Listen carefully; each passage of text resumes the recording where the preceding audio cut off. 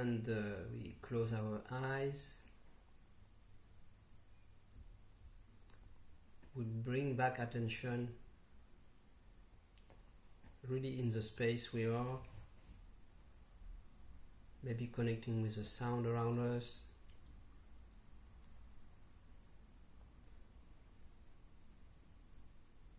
How the body is sitting. And then I let you free to choose something to concentrate on. It can be the breathing,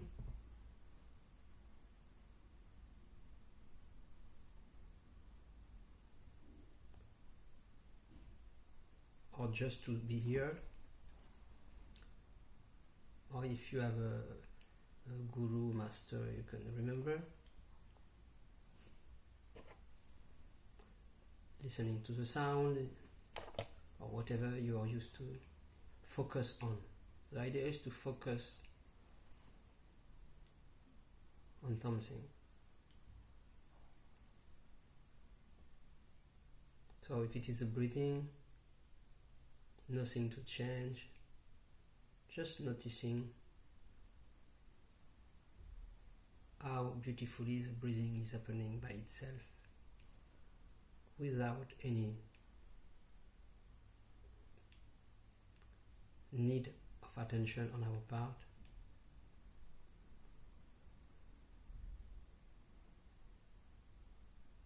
Something, we don't know what, something seems to lead the breathing. Very mysterious.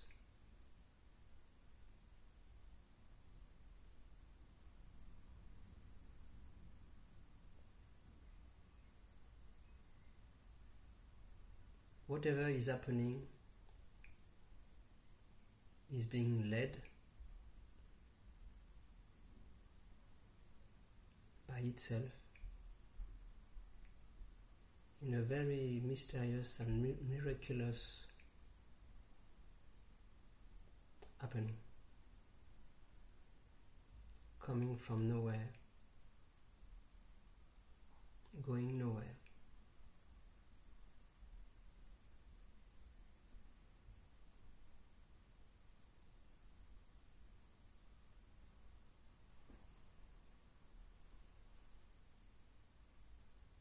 If our attention is going out of the focus,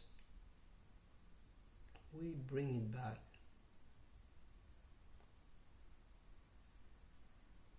Very lovingly.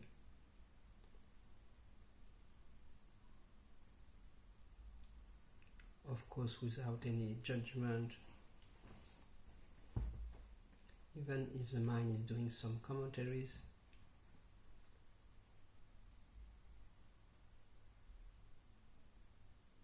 we bring back attention to the focus. What is happening?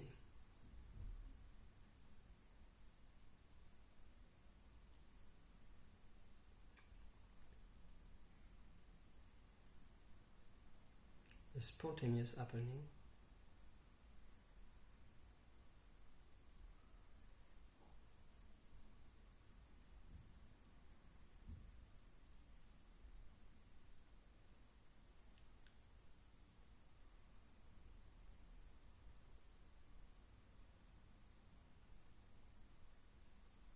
And now we'll put our attention to what is noticing this happening.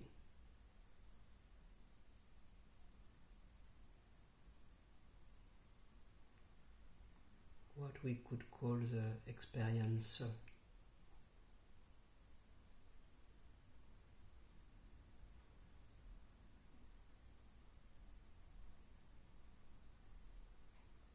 So it's like a multidimensional awareness.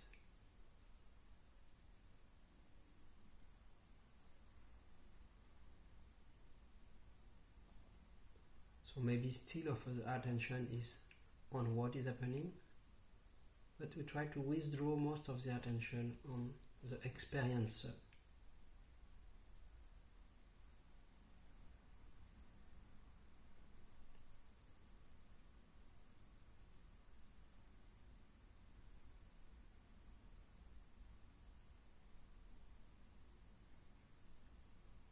Now we'll bring the attention further on the field of experience. Because all this, the experiencer experiencing, noticing, is happening in the field of consciousness.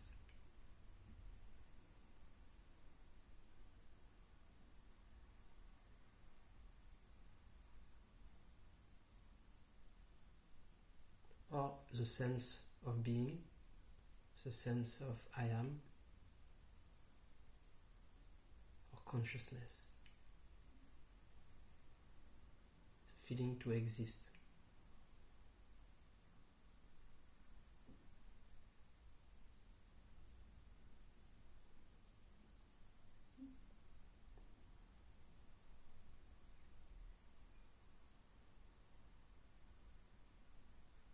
It's possible that the attention is divided, some part of it on the experience, some on the experiencer, but possibly most of it on the field of the experience, the consciousness.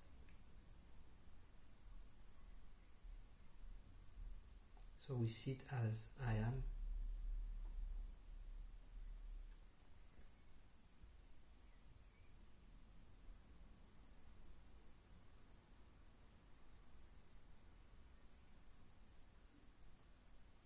And now we proceed further, which is prior to the sense of I am, which is beyond awakening or deep sleep, which is always there, whether I am aware to exist or not. This, what I am, is always omnipresent. It's more than present, it's omnipresent. It's present even in absence.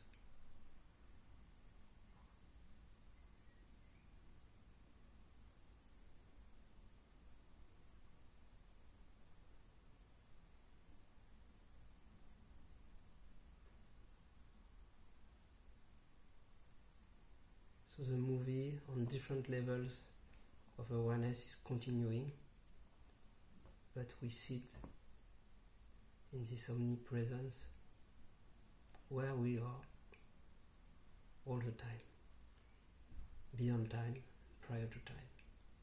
We can also call it eternity, or the self, or the nature of Buddha, or God. It doesn't matter, or the Tao.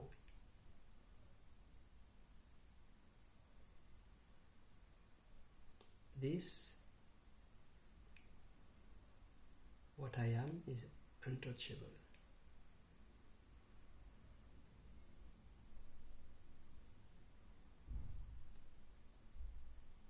Any experience which I may encounter in the dream state of the physical plane or some other plane,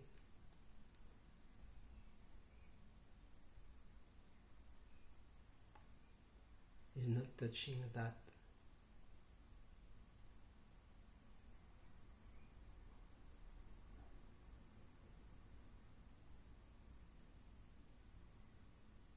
And for that there is no time, so no doing,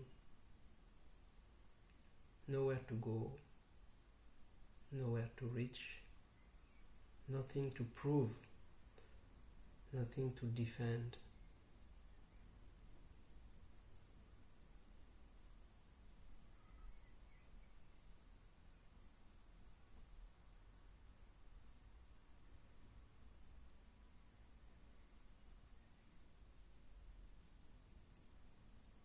Deep rest, totally depressed,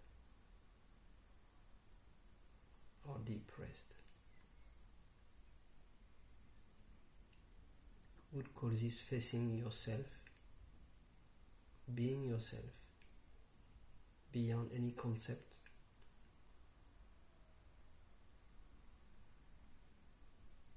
because we don't know what it is, but we are, in any case, in deep sleep, in waking state, in dream state, we are. Even when we don't know we are. It is a point where we can always remember when we need.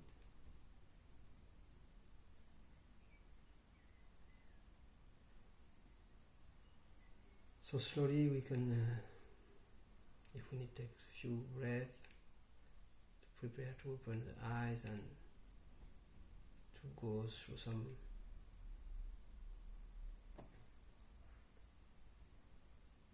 question or sharing if we need. So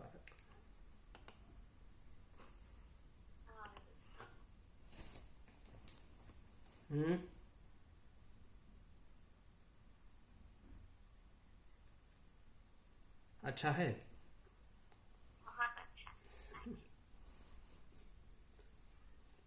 yes. Sue is here also with us, you can see. Yes. So nothing to do, so what we do now if we can't do it? What can you ask now? I still have a question. That's good. Yes, very good. My ego comes over. My question is, from your meditation, the knowing of experience is happening in consciousness. What's the role of the five senses to bring the experience in consciousness? Or if you could speak, or five senses are also consciousness, because everything is consciousness. Yeah, it's an expression of consciousness. Consciousness is prior to the senses. So I am, the sense of I am is there, whether there is a manifestation outside or not. So the first impulse is the word or the logos or I am, and then after there is a further creation. This is like the seed of creation, consciousness, the support. But then all the different bodies, and like the body with the five senses, the sensory body or the astral body is also a creation, and the five senses give us a further experience of separation. I am this body who can perceive another body, a world outside, so I perceive through the senses. Without senses you cannot perceive something separate, so it creates the illusory dream. The senses are a part of it.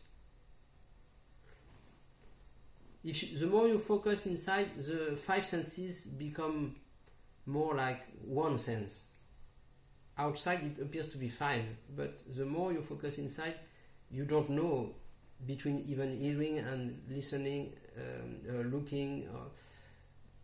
The last two senses who stay is looking, and on a more subtle plane, looking and hearing. But even that can, if you inside, you can feel you cannot distinguish really between. So they, from the top, they start by two, and then they further divide into five senses. So it's a way to experience the dream as a separate entity. So we bring back the ray of attention which are going through the senses. We bring back the attention through the center of experience, I or the experiencer, who experience through the senses. So we go back from the way we came. And that's what I do in the meditation. If you have noticed, I go from step to step like that. You said five senses are actually one sense. It collapses. Can you make us feel that experientially? But just nobody can make it for somebody else. You have to, the more you meditate, the more you can see that. Like I practice sound meditation, but light and sound meditation. But at some point you don't know you don't know anything about what is happening, which sense is used, or so. And then when you come back again, the senses divide, and you smell and touch and see and hear and like this. So it's like divided. If you took it from the top, if we would say the absolute perception, which is not divided, which is not in duality, start with the first Big Bang, start to divide. A perceiver perceiving. First there is consciousness, the sense of I am, and then I perceive this, I perceive that, and the more it goes, the more it is divided into many senses and many objects like that. Question. Yes. The astral body has also senses? Sense, yes, like a sensory body, some people call it the sensory body. So if you have gone out of your body, you can know that you still have the senses. When you are not in the physical, you still have your sense. But there are other senses. It's not as the five senses. But you can see and hear, but then there can be more subtle abilities, which is not on the physical. But the five senses of hearing, when you dream, it's a kind of part of the reflection of the astral when we dream. So it's also the five senses when we dream that we use. You still smell and taste when you dream. And even when we do this exercise of using the imaginary self inside, you can also use the senses. So they're always there, with or without body. Not always, but with a subtle body, they're still there. Even when you dream, they are there. And even, for example, now you just think about, you close your eye, you think about drinking a coffee. And it's very possible the smell of coffee is coming, but there is no coffee. So from where is coming this sense of smelling? So it's prior to the body, because there is not even physical coffee. So where is it stored, that information? Memory, of course, it's just by memory. So it's all like a computer programming. So we refer to something we know, and the memory of coffee come, and the memory of the smell come. But so if consciousness, you said, is knowing, right?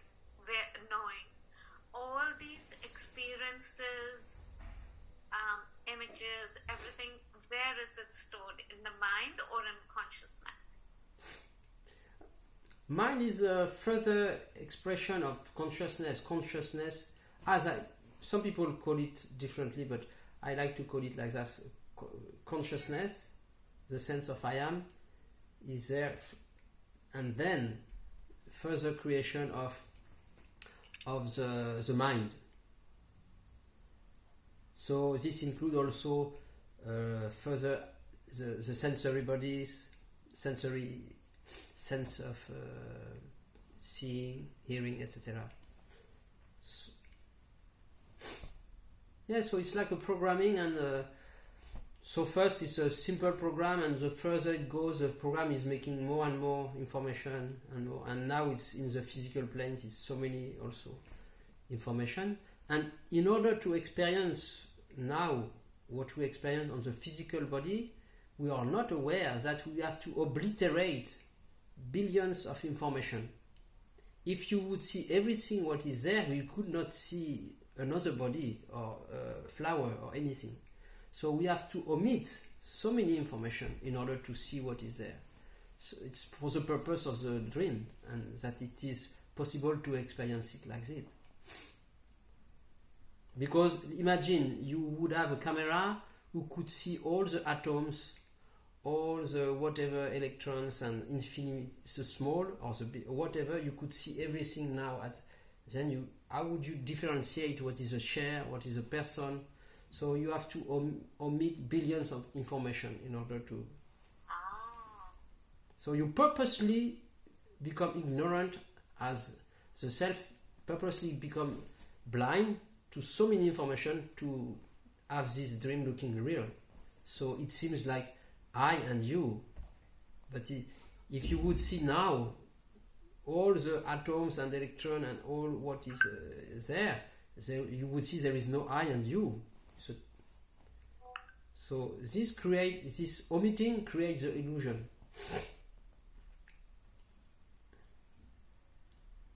You understand?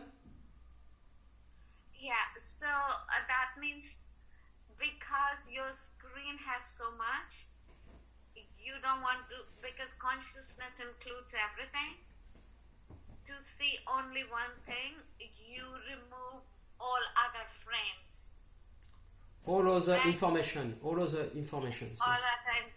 So if each information is one frame and there are 10 billion frames, you want to see only one, so you remove everything else. Yes, so then only the physical is visible. If you would go to another dimension, for us now only the physical is real, but if you would shift perspective, only this reality would be real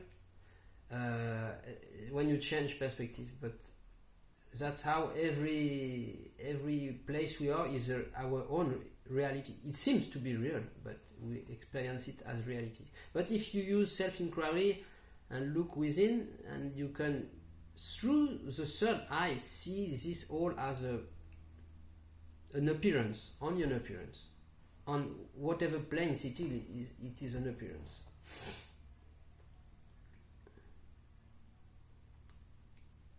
And this also is an appearance. Every person is an appearance. And because we were told that you are born, so after a few years we start to believe that we are born, and we are told, oh, you are Poonam, so we also believe I am Poonam, and then we continue and we stand up as, oh, I am born and my name is Poonam and I will die, and we repeat what we have been told. But if we... What does it mean by the word appearance? Appear. You know what appears? An appearance. So you see, now you see only this, now something will appear. Oh, after 10 minutes we have again to click, okay? It's also appearance. Yes. So this, you see, oh, this my mouse or the computer appears in your field of perception, and now it's disappearing. Appearing, disappearing. You see? So this body is also just appeared. Yes.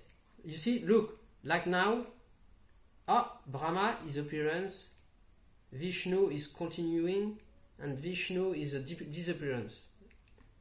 Sometimes we explain the three gods like that. Brahma, Vishnu, Shiva. So everything has a start, a duration, and a finishing. And it starts again in some other form. So everything is an appearance, which has a beginning and an end. But if you perceive somehow that time is an illusion, then you know that every appearance is also an illusion. Because so how do I feel that yes, it's an illusion? Again, by bringing back attention towards the experiencer, and who knows, out of the blue, maybe this can be seen that, oh, perceived, but it's more like an absolute perception. It's like self recognizing itself. Then time and space is seen as an illusion. Oh, it appears to be there. So if the substratum of all time and space is an illusion, then whatever appears is also. Without the frame of time and space, nothing can appear. Right?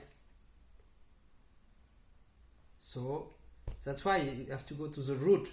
Does time and space exist?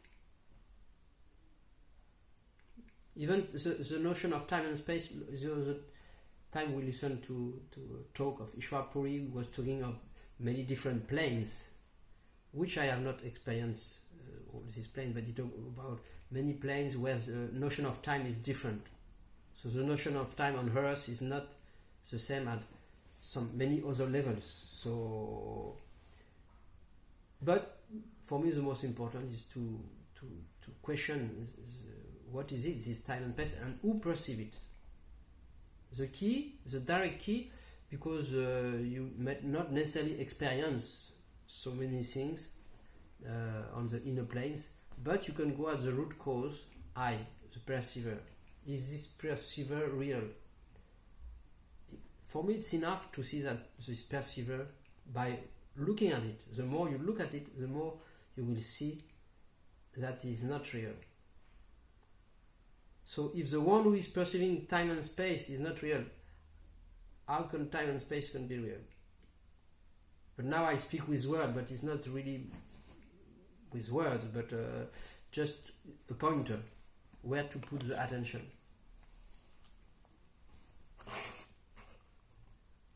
So always come back to the experiencer, and this will bring anything. Like a magnet, if you need a guide, a guru, or not, or this, or whatever. So bring back to the best question one can ask is this: who am I? Who is this I? Who is the perceiver? Is the finest question you can ask, because all other questions will evolve within around the experiencer, in the circle somewhere of the field of experience. But the finest question is who is experiencing all that, if you want to go straight to the root.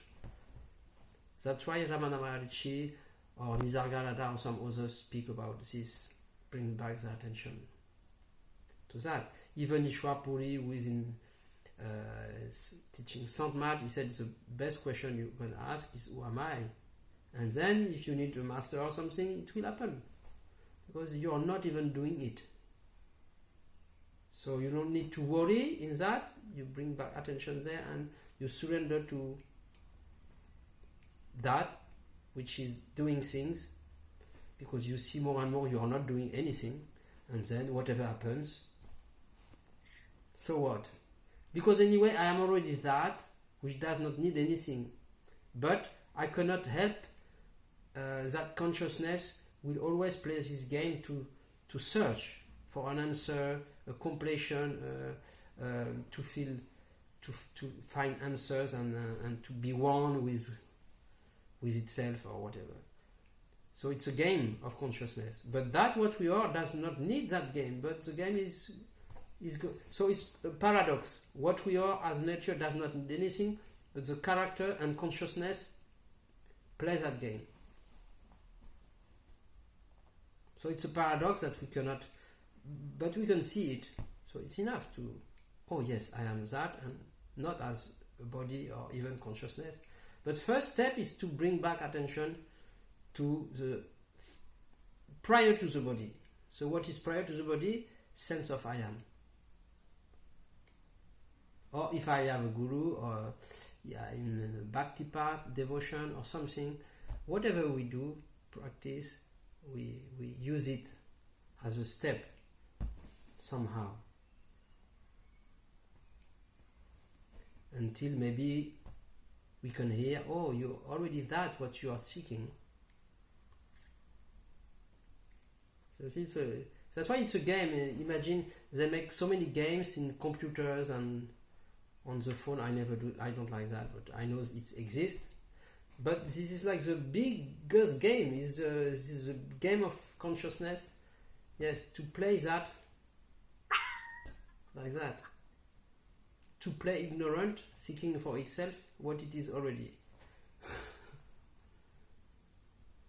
Why does it do that? Yes. As I was telling yesterday to Sue, why is I? Yes. So, each time you hear why, go to I. From why to I.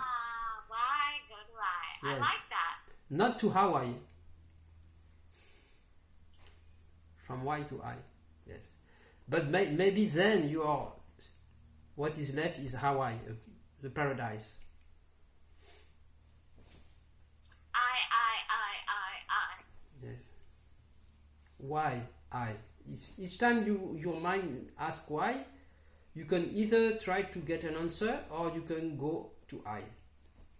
Why or I? Like a friend of mine, when she was a child, she asked to her father, why the banana is curved? And I forgot what was the answer, but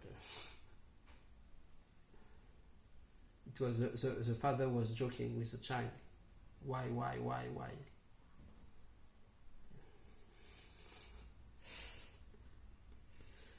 Yes. So, but The answer is huh? therefore. Huh? The answer is therefore. Therefore, or why not? Yes. No answer. Or no answer. Or, so everybody has a different answer. We have therefore, why not, no answer. And Poonam? Because it's beautiful. Oh, yes. Oh, Hell is beautiful, not banana. yes. So you can use these tips that we don't need. We can use them for fun, like that. Yes. So pretty much messages go to I. Anytime you see suffering, go to I. Yes. So you have two ways: either go to I or surrender to a higher power. So you can choose one of them or both. And the more you Is that do the it, only two ways? yes, like bhakti, devotion, surrendering to a higher power, or jnana, knowledge, bringing self-inquiry, bringing back attention to I. Or if you can't do any of this, maybe you can do seva, service to others. That's what in India they do in ashram and like this.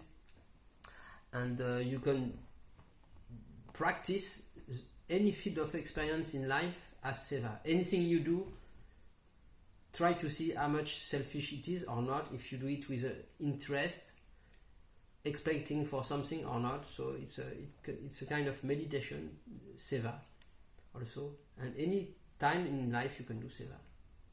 So soon it will cut. So if you want to join, you click again. The video, yes. Okay. Yes, just a reminder.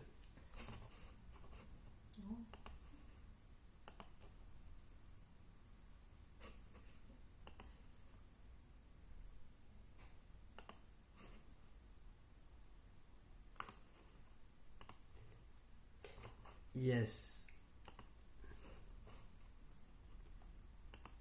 So we continue. Little pause.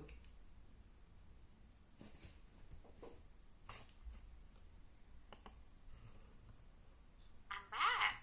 Yes. Welcome, California. Thank you. Yes. So, pretty much, they say there are two paths. One, you go from consciousness to multiple things, right? Yes, to multi-perception. And then you go from multiple things back to consciousness. Yes, and then prior to consciousness. This you cannot do. We can only go to this, like a gateway, I am, or bhakti to a guru. This is all we can do. We cannot go beyond that. So, but this by itself is kind of being at that gateway, and then maybe, who knows, this self-recognition or this yes, it's like some people call it haha, and yes, it's like a very gentle and easy yes without conditions. For what? I am that. Could you repeat, Satyam? Yes, it's like a yes to that, to this. I am that without conditions, without but, without conditions. I am that. So it's like a flower who just very, very maybe quietly, or it's not something people think awakening, something big and self-realization and this. but first is more just like a recognition of what you are, not by the person, but by something which recognizes itself. So like a yes, oh yes. Which does not need, the mind needs explanation, comparison, to be sure of something, to be sure with explanation, with words or understanding. But this, what I am, knows by heart what it is. Does not need explanation, does not need justification or proof. Yes, I am that. So it's beyond mind or anything. So that's enough, even if it's like a little seed of recognition, and then things happen by itself. You come back to identification, then there is this, maybe this game going on, but maybe this sense of what you are is more and more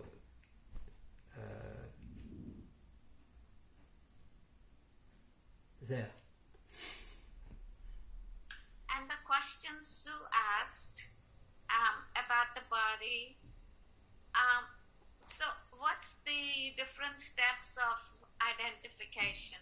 So from consciousness to different bodies, to different senses, to whole world, how does it go from being consciousness to drama?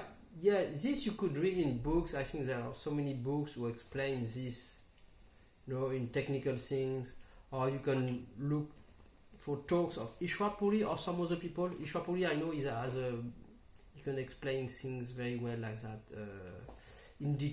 more in details. But even this is not even enough because it's like so complex.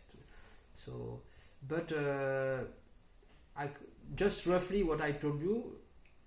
For me, it's enough to this first Bing Bang, this first logos, what we call in the Bible. In the beginning was the Word, and the Word was with God, and the Word was God. So this logos, which is also for me the sound and light, because it's what I practice as a meditation since many years. So it's my way in this practice to focus on the beginning of consciousness, this word or light and sound. So some people would start with that, some people in the Advaita in different way, or some other practice or whatever, or Bhakti. Yes. So, and further down, so this, if you think as a conic, a cone, it's like a circle on the base. So from the total mystery, which we cannot describe, then the first sparkle is like the top of the cone, and then the further you go down, the further the reflection is deformed. So at the top it seems like more is the first perfect reflection, still a reflection, but then the further it goes down, the further it is divided. So we speak about causal body, astral bodies, and now in the physical plane. So the further it goes down, the more the reflection of the primal reality is complicated and in many factors and parameters. But to go into details is not really. It's like so different layers. But if you go straight to the beginning, the consciousness of I am, you go there. You can go by step. So for example, if you sit, your attention is out on the sky or on a tree or somewhere. So you bring it back to the body. It's already a step. Then maybe you bring it back to the breathing. Maybe you bring back more. It's like more and more inside, more and more inside. So maybe like that. And then if you are initiated on the inner light and sound, then it's even more. It's a sound that we don't hear outside. So it's surely one of the highest form of meditation on the sound, because it's the origin of creation. but there is some other means also. So, but something like that, yes. But maybe you don't even know what is for you if you need to follow a path, but your seeking is your guide. So your inner fire and seeking will attract what you need. The universe knows. So just your sincere call, seeking is enough. Just have to be here and notice how much we avoid to be ourselves by covering by so many things. Why do you always say go inside? And Hans, you can ask your questions. I don't want to monopolize. Inside is in truth. Why do we say? Because outside is also consciousness. Everything is consciousness. Yeah, but you know, if you can hear you are that, then you have nothing to do. But there is no really inside and outside. But as it appears, there is a body, and I am the body. So you speak to any level which is there. So everybody, each one of us will grasp from wherever he is. So like that. So we first, you know, there is someone who was telling there is 3 schools of spirituality. First is there is me and God. So me and God outside. Then the second step is, oh, God is inside you. Oh, God is inside me. How is it possible? And the last is, I am that. It's not even inside. But first you go through the step, oh, it's inside me. Because the sense of identification being too strong, it cannot be heard, I am that. So you say, oh, it's inside you. It's like a suggestion. Slowly. Small pill. You take a small pill first. And then next time a bigger pill. Oh, you are that. Yes. But you know, the trick is that ego is not ready to, is blocking the way I am that, because his sense of existence, which is separation, is in danger by hearing that. Ego is in danger.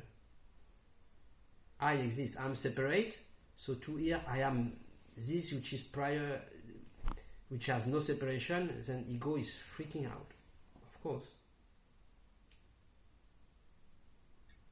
Though there is still separation between your body, Sue's body, Hans' body, my body. However, there's no separation in consciousness. There is an appearance of separation. It appears to be separate. Yes. It appears that there is time and space. It appears that there is movement. In science, they can't really say if movement, they can't prove that movement is really happening. So they can't prove many things, even time and space, or so now slowly science is coming to the same point. They can't really prove it.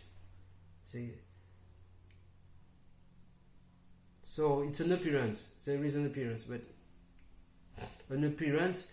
If you see in your dream ice cream, does it mean there is an ice cream? An ice cream appears. Does it mean there is an ice cream? There is an appearance of ice cream. But when you wake up, there is no ice cream. So an appearance means that it appears, but because it appears, does it mean it is, when you're in deep sleep, where is your ice cream? But there's a difference. When we sleep and there's an ice cream, we wake up, it's very clear there is no ice cream, right? Because if we sleep again, we don't see ice cream, we see something else. But in the waking dream, I can always see every Saturday Satyam.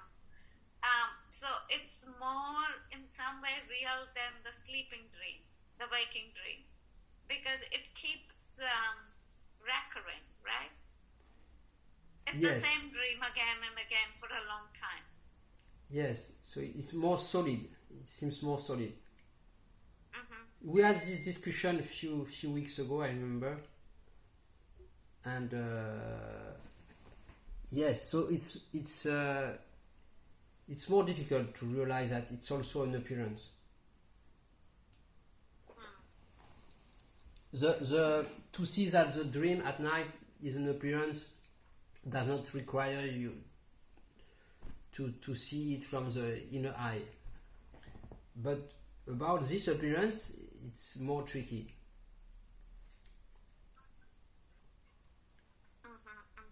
It's more solid.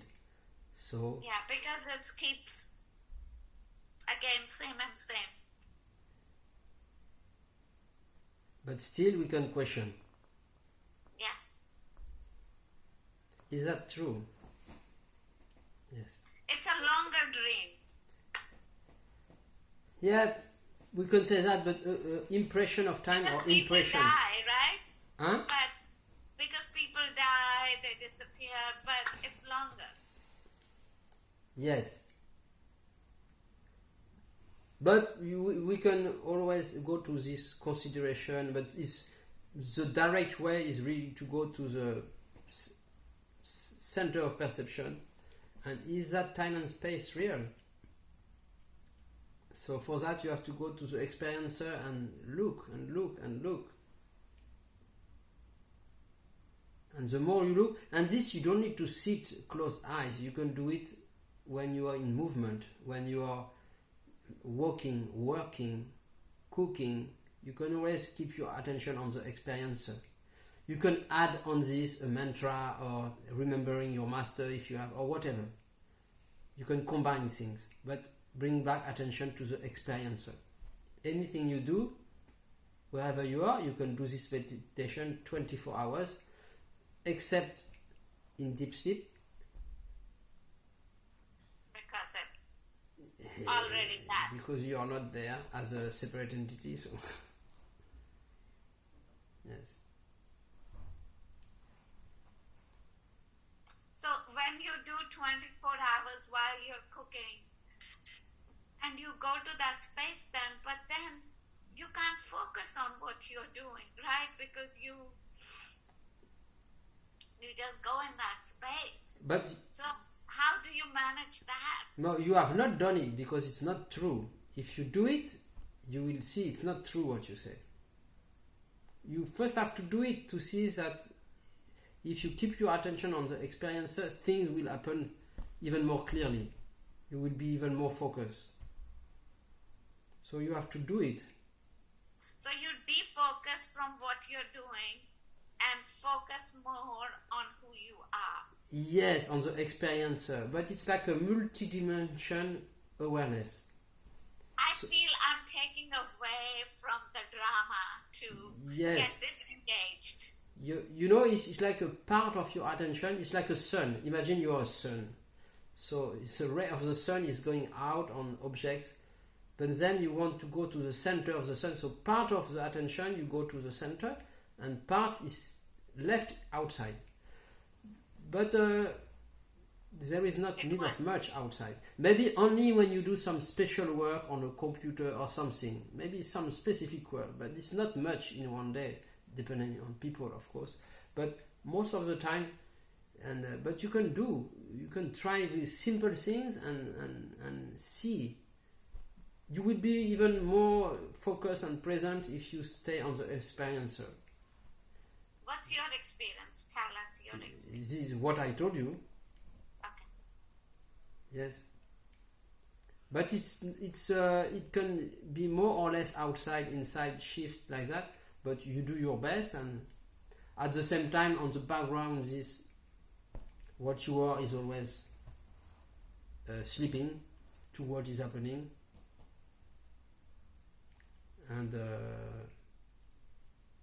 it's a way of speaking, of course. Yes. Yes, This needs a lot of concentration.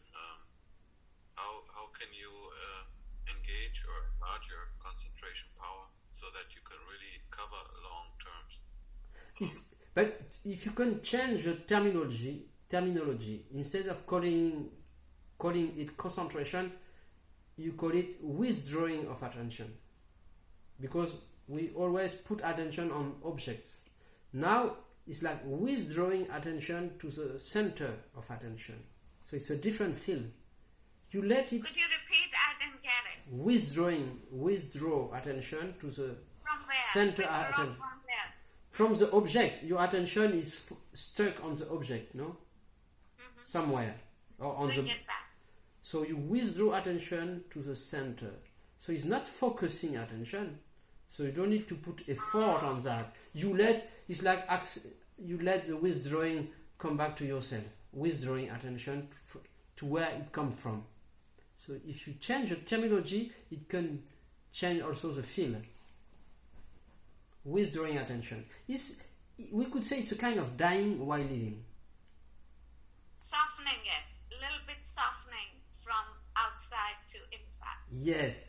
So, but withdrawing. So imagine like a spider maybe, or some animal who do like that, or like a turtle, you know. But you don't cut from the outside really, but you withdraw attention from where it's coming. And it's a kind, I was saying, like a kind of dying while living. Because the sense of doership is fading away by bringing attention to the center. The more you do it, the less you will feel that you are the one who is doing. The more you will see that decision happen by themselves. So it goes in that direction, right? So in that respect, for I or the ego, it's a death, because the sense of I control, I do is dying.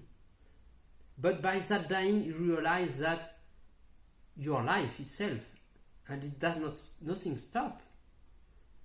You are not the doer, but your life itself. So when you are withdrawing and bringing the attention coming back, how do you get the feeling that it's not localized where your body is, but then you are everything, that it doesn't have any location?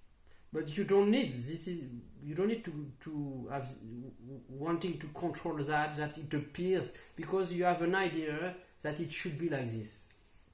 But let go of your ideas. You don't need to know how it should appear. Leave it to God, or how it should appear. Because if you have a preconceived idea how it should be experienced or appear, you are still trying to monitoring in your own way.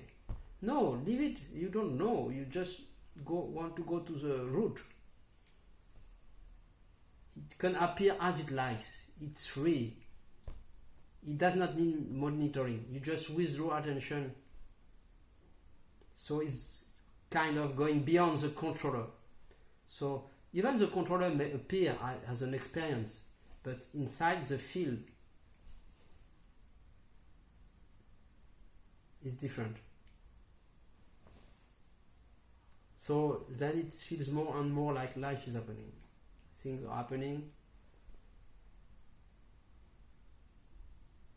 Even if I keep the focus at the center of the experiencer, questioning the existence of an experiencer, not with a mental question. It's more like a Zen, koan Zen. Wamai is more like a Zen koan, which does not expect an answer. It just bring attention there. Mind does not expect an answer. Could you elaborate on that? No, mind expect an answer. Mind is an expectator. My especially. No, every mind, and it's fine. You know, when you make friend with your mind is an expectator. But are you that expectator? Maybe you are a spectator. Yes. So from the spectator to the spectator, and then beyond the spectator, withdraw. Spectator to spectate. Yeah, the spectator is the one who look at the program, TV program, which is going on. The spectator. When you go to a cinema hall, you sit in a chair and you look at the movie. So first, from being too much in the movie, you withdraw and sit and look at the movie. And then maybe you look at both, the one who's looking at the movie. And you can play also like this and withdraw. Oh, who is looking at that? You withdraw. And then where does it stop? You can play with anything like that also.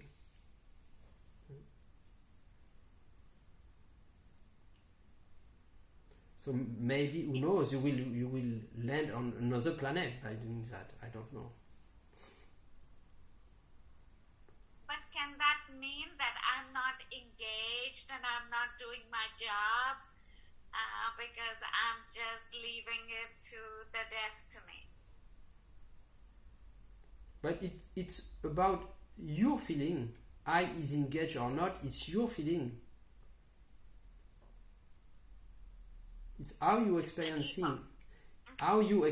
it in your field. Because this guiltiness, I'm not doing anything because I focus inside, I'm not the doer. Then the sense of guiltiness, oh, I'm guilty, I'm not doing enough, I should do more, I should earn more money. So then you go back to therapy again. Yes. But anyway, it's all a therapy because, like many people say, it's like a big hospital here. When here on the beach, I see people walking again and again. I say, oh my God, it's quite an hospital here. Yes, we are.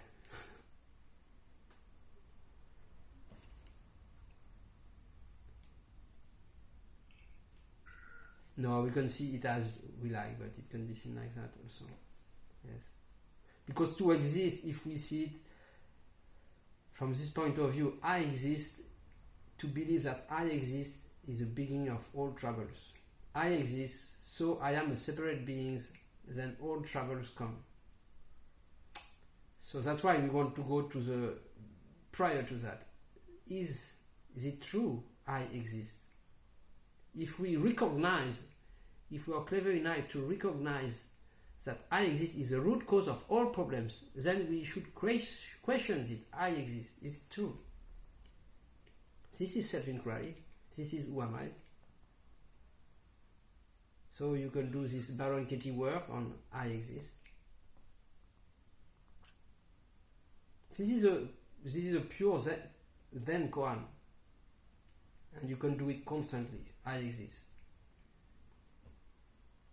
Meaning I do not exist. I do not exist. Right? No, it's just a question. Am I? You know, in Tiruvanamalai, some people, Ramana Maharishi, some people has translated as who am I? Yeah. But some other people said no, it was not right. The correct translation is am I? Without who, only am I. So this am I is like a permanent then koan. Permanent question, am I? So behind Which I are you talking about here? Which I? No. I am, which is the big I. Yeah, so you can reply. Someone is advising this kind of meditation. Am I? I am. Am I? So you can do that if you like as a meditation. Am I? I am. But even am I alone? Because am I? What is behind this question? You could hear that full question. Does this question, I exist, is it true? This is what am I mean? Am I? I exist. Which I are you talking about? The mind, ego I, But, or self I? but it's all the same. It just appears as a smaller eye, contracted eye on the bodies, and a wider eye on and then the first eye is the first big bang, or the first word, the first logos, but it appears first as a sense of body. I am the body. So you have to catch it from where you, if you have no awareness of anything else, you have to start from where you are. So how do you feel your eye? You feel your eye as I am the body, or I am my emotion, I am my mind, my thought. You catch I from wherever you can, right? And then you question, am I? Am I?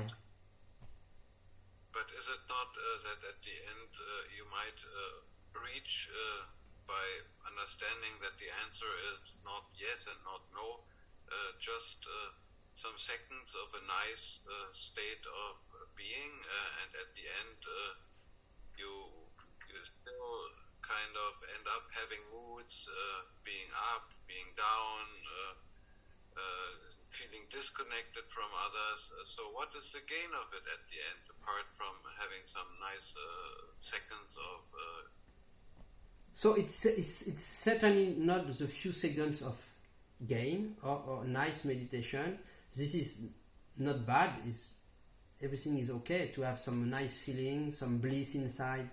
Yes, but it's surely not about that. It's an invitation to something else to recognize itself. It's like an invitation. Like I said before, the further you can go is to the sense of I am, or consciousness, or bhakti for your guru. That's the further you can go. But then, so it's the same. Am I is like that. But further you cannot go anyway. So that's all you can do. You can ask the question, am I? Am I? And then, more you cannot do. That's how far the mind can go. So, the satisfaction of few seconds, as you say, is totally right. So it's not about that. Yes, totally. It's an invitation. You know, like you sit in meditation, you think about your guru, or you repeat this I am, or anything you do, is you create a space. It's an invitation, but then it's not in your hand anyway. So you can just do that step. Further, you don't know. So it's a tool to stop the mind. It can be a tool to stop the mind, but it's not only about, I would not say that. The other day we heard somebody saying that, but I don't really agree. It can help to stop the mind, but it's more than that. It's not about stopping the mind or not. It's something which is beyond the mind. Our nature recognizes itself. So, but of course, so the mind may stop. So it can help, but there is no fixed rule. So it might bring something like intuition into our life, a new idea, a new point of view. It makes us disconnect from the pain maybe for a moment, but at the end we're back. Yes, but it's not about changing the movie, because the character is interested in changing the movie, making it more comfortable. But that's not really what it is about here in our talks. It's about self-recognition. So it's not about changing the movie. This, you can work on this character, and you can even become a saint if you take many lifetimes to become a saint, if you want, or anything you like. You can do anything. Consciousness can do anything, even becoming a saint. But then, the last question is, what is the nature of all that? What is prior to consciousness? What is so? That's where they speak about the self in India mostly, which is prior to any experience, which is So it's not about changing anything or becoming anything. But this can prepare maybe and help and prepare the space to that something can be recognized, which it's already there, it's just covered, that's all. So, like Ramana Maharshi said, there is only one thing to remove from your mind, is the idea that you are not free, that you are bound and you need liberation. The idea that you need liberation or freedom is the only obstacle, because what you are is does not know about this. Easy. We don't like too easy stuff. But we want to be free, we want to be beyond, we want to control others, but we want to feel free. All this is character's game. But so he said, Ramana Maharshi, yes, this is the only thing you have to get rid of, the idea that you need to be free. You need liberation, that you are in bondage, the idea that you are in prison. Because if we are true to ourselves, that's what is having this quest, this search. Because we feel we don't experience our freedom or our pure love or our whatever. We are searching for something, right? So we can experience a reflection of that at the highest level, but the ultimate is to recognize that we are already that now, without any change.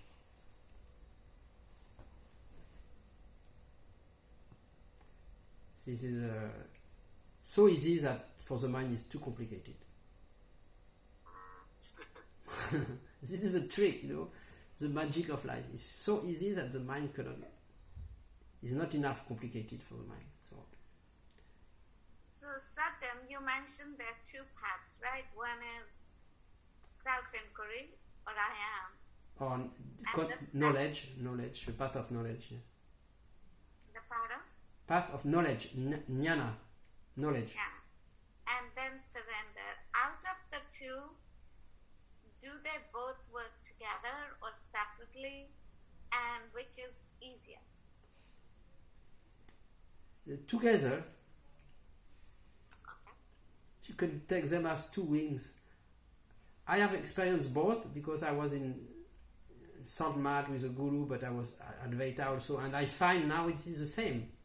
It doesn't make any difference because the ultimate bhakti or devotion is to be devoted to that what you are, to the self. I am that. This is the ultimate bhakti. I am already that. This is the ultimate devotion. So we use some tools in between to prepare this, maybe. But ultimately, it is the same. It appears different, like a mountain. You want to climb at the top of the mountain. From one side, it appears to be bhakti. From another side, devotion, knowledge. Another side, seva, or this or that, or whatever. But the more you go, the more you see it's the same, only one mountain, Arunachala. And are these the only three paths? Self-inquiry, surrender, and service? This is what they say in India, in tradition, since so many, it's always divided like this, but you could make subdivision, and some paths combine both. For example, knowledge and like some Sant Mat, for example, is combining both. It's more bhakti, but there is also knowledge. But Sant Mat, the Surat Chap Yoga. Some paths are more on one only, and some combine, and some the three. So it depends on, yes. But it doesn't matter much. It is inner fire which will bring you by the way which is more convenient. The universe or the Sadguru, the self, knows what is fitting you, so it will bring you what is fitting. So it's like a customized path for you. So how do you practice both? You say you do both. How do you practice both?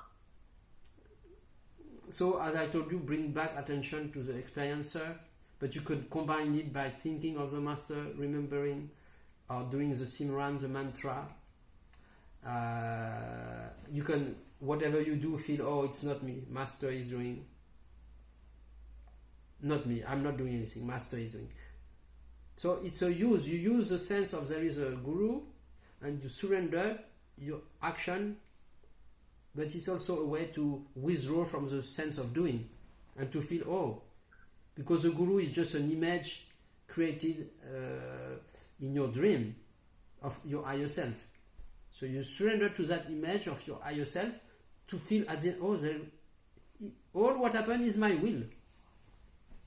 It appears there is an individual will separate from God's will, but in truth, what is happening is all my will.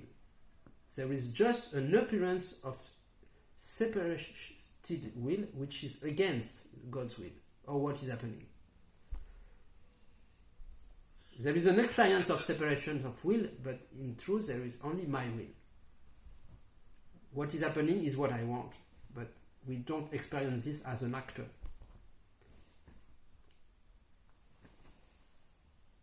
So this guru thing has nothing to do with love, no? By kind of giving your love to a God-like guru, saying, "Oh yes, yes, my soul." It is that. No, it is love. You use bhakti, mean devotion, so it's love. So you use this pull, this attraction, because see, our attention is on the outer world, outer objects, success, family, work, whatever. So because we see that it's not working, so the universe gives us another center of attention, which is a Sadguru or a Guru, to bring back that attention on that. And it says, oh, it is an image of your higher self. So you shift your attention to that point from the object which has been making you suffer, because it does not fulfill.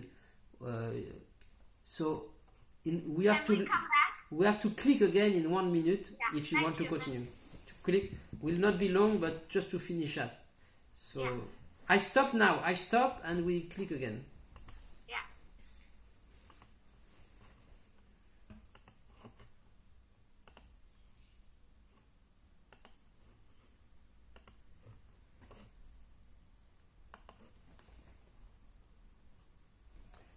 Yes. So it's just a means to withdraw attention from the objects and bring back to a focus. So a master, a guru, there is an experience of love created to bring back your attention to this.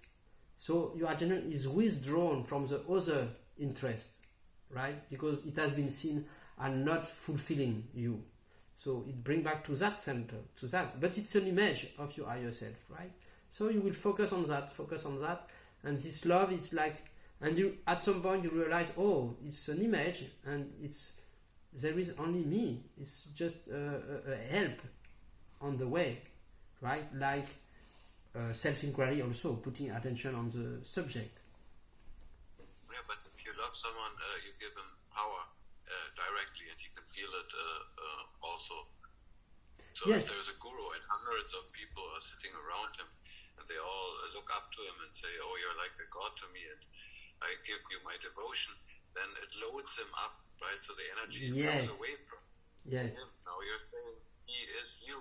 Well, but he gets the energy and you give it.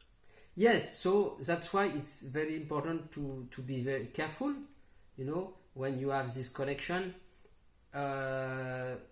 But also because we can have I had some bad experience about that. I had not. I didn't understand Hans' question. He says that we can be cheated, by putting and giving power to the guru, because we surrender. That's the fear of the sect in the West, mainly. Oh, so he should be a good guru, right? Yes, that was the question. Yes, and it's dangerous to surrender to a physical guru. That was what he was saying, yes. But if there is a real understanding of what is the purpose, if a master like Ishwar Puri, for example, explain that a master, the appearance is also part of the dream and it's created for some purpose, and if you understand the purpose, then it's very different. And that your real guru is yourself. Yourself. So it appears as an outer guru, but first you have to somehow test it, to know. And it's of course not good and advisable to surrender to the first person but anyway, even mistakes are not really mistakes. I did mistakes, somehow it appears in my life, but mistakes now I see was not mistakes. So we should not be in fear, really, because mistake will teach us. So if we surrender to a guru and we suffer from it, we learn from it also. So mistakes are not really mistakes, as they appear as mistakes. So if we follow our feeling, our intuition, and we feel it's right, we should do it. And if we are wrong, it's part of the movie, and the mistake will be a lesson for us. Nothing is a mistake. Yes, it appears as a mistake only. So, because otherwise we live in fear and we do nothing, So to do nothing by fear, it's also an obstacle to open further. For me, this situation with the guru looks very much like having sex. If one takes the control and the other one gives up the control, is kind of a bit like the same situation, isn't it? But so in that case, always keep your attention on the one with questioning that and observing that during that process. It's the same. You see, for example, if you observe during a process of decision who is taking the decision, the more you will do, more you will see that you are not taking the decision. The same during this questioning of who is controlling who and this one and whatever you said, you keep the same eye on this eye, because ultimately who is the controller is I. It's not outside. Outside is only an appearance, a reflection on the real devil or controller, which is I, which is the experiencer. So who is experiencing a reflection of control outside? So always keep an eye on the controller, which is I. And I is in fear to lose control. So is in fear to give control to another one. So all this process you can mindfully observe the mechanics of it.